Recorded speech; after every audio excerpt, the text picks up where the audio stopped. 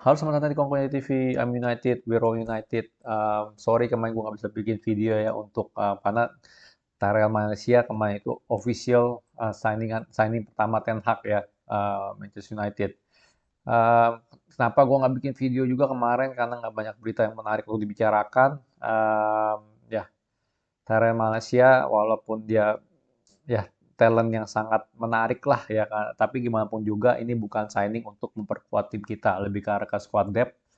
Mungkin 2 tahun lagi dia bisa ganti Luke Shaw, cuman untuk tahun pertama gue yakin dia masih harus fight posisi dia melawan Luke Shaw ataupun Alex Telles gitu loh ya. Dan kita tahu lah Ten Hag dari awal ya pertama kali masuk Manchester United bilang dia perlu striker, midfield sama center back. Cuman kita dapatnya left back sebagai signing pertama ya. Jadi ini bukan signing untuk memperkuat tim kita, tapi ya cuma squad depth doang lah ibaratnya.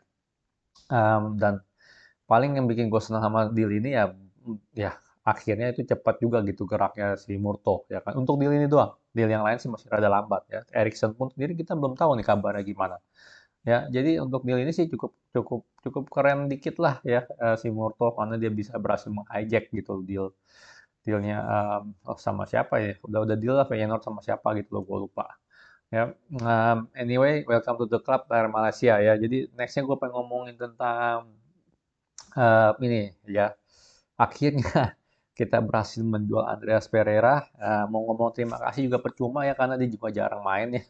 Jadi ya gimana pun juga dia pertama kali dikasih kesempatan oleh Ole ya waktu itu ya zaman zamannya Ole, tapi Ole nggak bisa pakai dia gitu loh karena gimana pun juga Ole perlu pemain kreatif kayak Bruno gitu kan yang bisa ngasih pas jauh long ball seperti itu dan ini bukan dia banget gitu, dia lebih ke arah attacking midfield, bukan bukan ke arah playmaker. Jadi makanya dia rada rada flop lah ibaratnya under Ole kemarin itu, benar nggak? Dan di Flamengo pun tadinya udah deal ya kan, akhirnya mereka batal. Tapi akhirnya kita berhasil menjual Pereira. Penjualan pertama kita nih di era Ten Hag nih ya. Jadi ke Fulham, here we go. 10 juta pound sterling plus 3 juta pound sterling add on. Not a bad deal, jujur aja sih not a bad deal ya. Uh, gue nggak tahu dia sebagus apa sekarang dan gue sih bodo amat ya, gue nggak pusingin. Dan gaji dia berapa di Fulham ya gue nggak tahu. Tapi anyway, ya akhirnya lah gitu kita berhasil menjual Andreas Pereira. Ya, nextnya siapa? Mungkin Tahi Chong kali ya, itu juga harus dikeluarin kali ya. Karena gue nggak tahu dia ada masa depan kali ya under Ten Hag. Cuman ya kita perlu kerja lebih banyak kalau gue bilang sisi Murto ya untuk penjualan. Karena kita banyak yang perlu dijual ya. Kita kalau mau sign center back, mau sign Lisandro Martinez, berarti kita harus jual siapa? Phil Jones harus dijual, ya kan? Bailey harus dijual, tuan CB harus dijual, ya kan?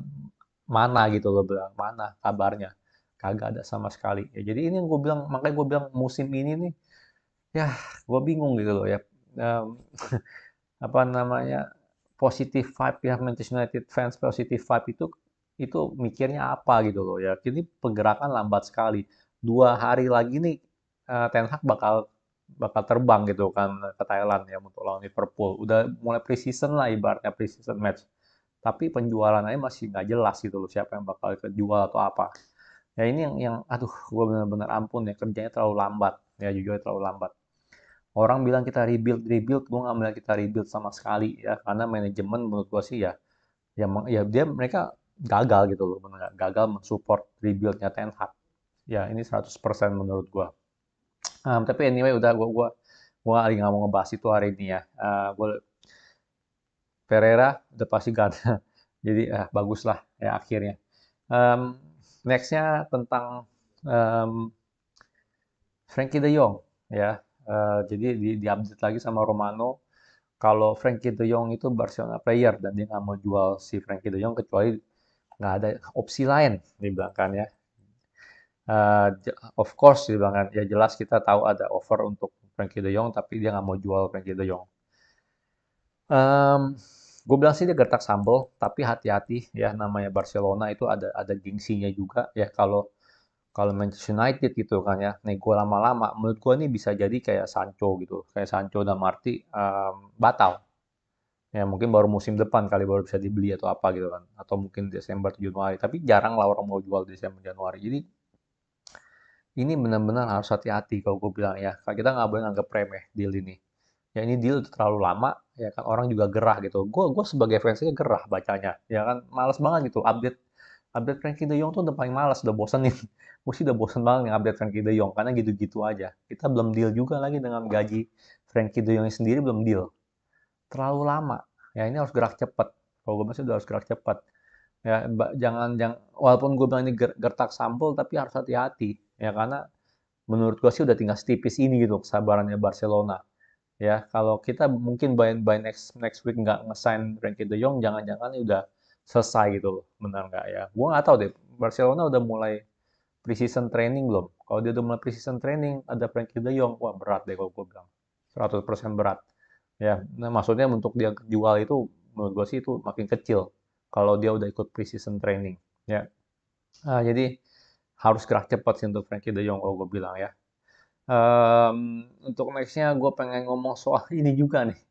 Ya banyak nih yang harus diomongin hari ini, makanya gue rada cepet-cepet dikit karena kalau nggak nih bisa jadi video 20 menit gitu ya. Maguire, ya, jadi Sports Bible ada tulis kalau Cristiano upset ya karena semua pemain Manchester United ada potongan 25% gajinya karena gagal untuk lolos Champions League. Dan Harry Maguire nge-like gitu loh. Ya, ini gue nggak ngerti ya, orang-orang kayak Harry Maguire ini mentalnya kayak fans Arsenal, bener nggak ya kan? Kayak fans Arsenal yang bilang, ah Ronaldo cemen kalau mau keluar bla bla bla, ya kan? Jadi nggak tahu tempatnya gitu loh mereka, bener nggak ya? Maguire tuh siapa, bener nggak pantas jadi kapten aja kagak. Ya dia mau ngata-ngatain Ronaldo lagi the GOAT, kan nggak masuk akal gitu loh. Dan sebagai kapten, tuh banyak sebagai kapten sendiri lu ngatain lu punya teammate, ya kan lu nge-like kayak tweet-tweet kayak begini gitu kan. Ini kan nggak masuk akal gitu loh, bener nggak? Lu sebagai kapten tuh lu suka nggak suka lu nggak bisa seperti itu gitu kan, bener nggak?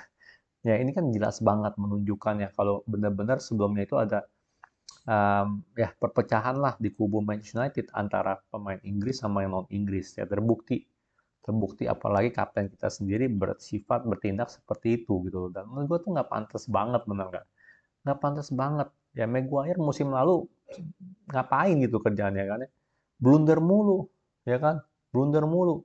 Sementara kita punya pemain terbaik di musim lalu, player of the year kita, dia berani-beraninya gitu loh ngatain apa nge-like tweet ini gitu ya. Ini kan bener-bener mental Arsenal banget gitu loh. Mental fans Arsenal banget. Ya, bener-bener deh. Gua asli deh sama Maguire. Ya, kalau kita udah dapet Lisandro Martinez sih menurut gua sih waduh, Maguire cadangin aja deh. Ya, kalau nggak cari kapten lain lah. Ya, Ten Hag itu yang penting.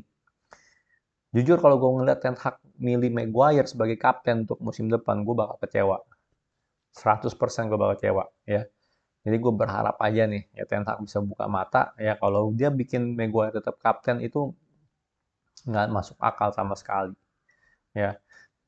Oke lah, anggap aja kualitas segala macam gitu emang dia nggak selevel itu kan, nggak level Manchester United, tapi cara dia mimpin gitu kan, dia tuh nggak ada kepemimpinan sih, bukan cara mimpin, dia tuh nggak ada kepemimpinan di apa di on the field.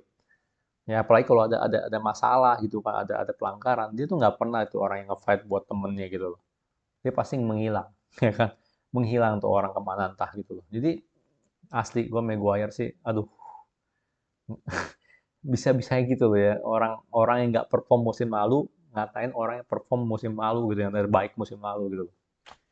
Ya, mental fans Arsenal ya begitulah ya, sama lah kayak pecinta jus semua tuh fans mentalnya seperti itu gitu loh kalau gue bilang ya. Hancur. Dan terakhir yang ngomong-ngomong soal Paulo Dybala, ya, gue udah pernah ngomong ya dari musim lalu ya, di mana kita dirumorkan lah dengan Paulo Dybala gitu kan ya. Kita mau beli Paulo Dybala segala macam. Cuman terlihat gitu kan, terlihat jelas 100% Paulo Dybala tuh nggak mau join Manchester United. Ya, kalau seandainya dia mau join pun di free transfer pun gue juga nggak mau gitu. Dia dia gabung di Manchester United karena ini orang bau-baunya Sanchez 2.0 sih jujur aja sih. Ya dia masuk MU cuma buat minta ganti gaji tinggi tapi ntar bakal nggak perform. Ini bahaya ya. Menurut gua kalau misalnya eh, board MU mau sign apa Dybala, gua menurut gua sih ini jangan-jangan dia males gitu beli Anthony dengan harga segitu, cari yang gratisan. Ya kalau dia seandainya melakukan itu, ya Itu fakta bahwa Ten Hag nggak disupport dari segi transfer. Karena dia minta Anthony dikasihnya Dybala. Dia minta center back atau apa segala macam dikasihnya siapa namanya itu, ya gue lupa lagi, yang baru desain lah kemarin ya. Jadi kelihatan gitu loh. Emang kan gue selalu bilang, ya lu kalau mau dukung Ten Hag 100%, lu harus kawal gitu loh. Jangan sampai ya di seperti ini gitu loh. Ya kejadian yang seperti sebelum-sebelumnya, Ten Hag nggak disupport dalam segi transfer. Makanya penting banget kalau lu support Ten Hag 100% ya lu harus kawal terus tuh transfernya Manchester United. Ya kan, jangan jangan lu jadi kayak, ya jangan apa namanya, fans Manchester United tapi mentalnya fans Arsenal gitu kan, atau fans Manchester United tapi lu nggak apa namanya, keep calm terus gitu kan ya. Kan itu kan aneh gitu loh. Udah tanggal bulan 6 Juli gitu kan, masih belum ada apa-apa. 2 hari lagi kita bakal pre-season match ke apa ke Thailand lawan Liverpool. Tapi kita punya statement signing masih belum datang juga. Sekarang mau mau dibawa lagi masuk gitu kan. Menurut gue sih itu cuma cara akal-akalannya doang Murto gitu, cari murah atau apa. Ya tapi gue berharap ini nggak benar sih, karena gue jujur kalau Erikson masuk itu walaupun dia gratis, gue masih ya Erikson masih ada kualitas, masih kelihatan lah gitu dia tuh footballer. Tapi kalau kayak Dybala, gue sih yakin dia sih bakal Sanchez 2.0 banget sih. Jadi dan gue berharap banget sih ini rumor salah ya. Kalau seandainya benar dan kita nggak jadi signing Anthony sih, wah blunder lagi nih ya, transfer Manchester United blunder lagi nih, yang keempat berarti itu kan ya. Em, Paling itu sih yang gue bisa ngomongin ya, update sebentar ya, karena gimana pun gue udah malam di sini, gue cuma bisa update sebentar doang. Cuman itu, menurut kalian gimana kalau Dybala join ya? Sama gimana menurut kalian pendapat Maguire ya, yang bermental kayak macam fans Arsenal seperti itu? Menurut gue sih nggak pantas banget Maguire dan Dybala, semoga ya salah, dan kita harus tetap support Ten Hag dalam arti Anthony yang kita beli, bukan Dybala gitu loh. Ya ini ya, Dybala gitu dari dulu gue paling nggak suka gitu loh kalau dia join. Walaupun gratis dan gue yakin dia juga nggak jelek, cuman takut aja Sanchez 2.0 ya. Nah, sekian video dari gue. Kalau suka jangan lupa like, subscribe, and thank you for watching.